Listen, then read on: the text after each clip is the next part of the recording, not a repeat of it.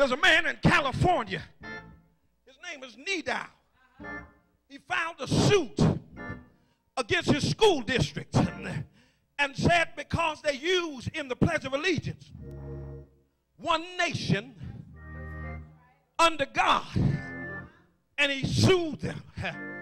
The case is in the Supreme Court of the United States, and they put the case on hold. They said the case has merit because if there's a separation between church and state, then why would a governmental institution have you speak the word God? Come on, somebody. But it's on hold because the school district sued back and said that he didn't have standing because he was a non-custodial parent. And so he didn't have standing because he was not a parent whose child was in the school district. And so the man is now trying to get custody of his daughter so that he could have standing and have one nation under God struck from the Pledge of Allegiance. Bless his name. And he said once he does that, he's going after the money. Because your money says, in God we trust. And so he says, why would a governmental institution that says there's a separation between church and state print God on their money? And so they were interviewing the man on television. And they said, why are you so dead set on striking any terms for the word God out of the public sphere? No, take me back where I was. Out of our vocabulary. Bless his name. And the man said, the only problem I have for all of those Christian folk and folk who believe in God, where is proof? Where is your evidence? Bless his name. And so I'm wondering if I can get some folk here in Spring of Hope that whenever this court comes up in the Supreme Court that will go with me to Washington, D.C., gather up some more saints to try to gather up some evidence that God is God. Bless his name.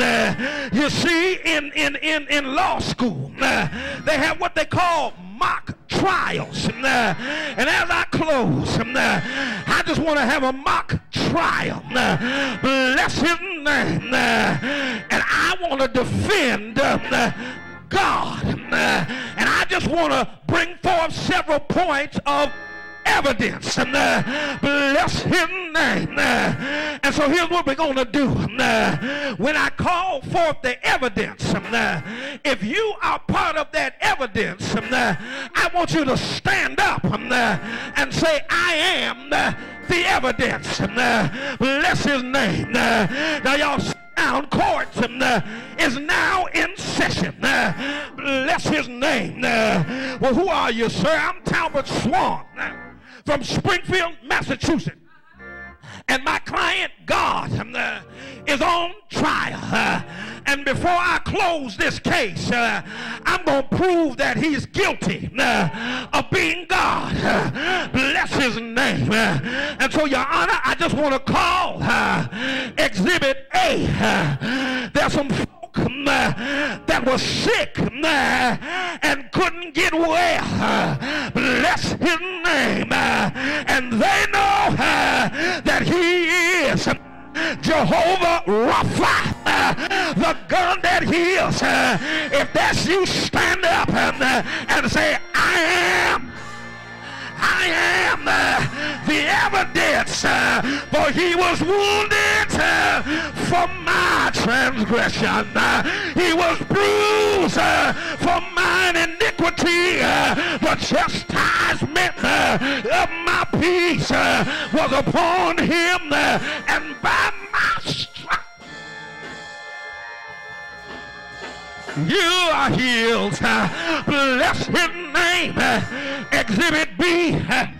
There were some folk that should be in a mental institution. There were some folk that were depressed and despondent. Bless his name. But they know that he is Jehovah Shalom, God of peace, and he kept my mind in perfect peace. I should be crazy. I should have committed suicide, but I woke up this morning with my mind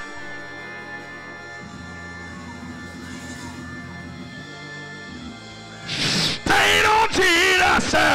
Say yeah. If that's you, stand up and say, I am the evidence. Yeah.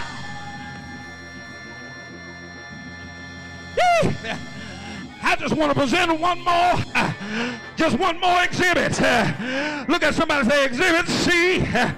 Bless his name. There were some folk in here who didn't know how they were going to make ends meet. Did not know where the next meal was coming from.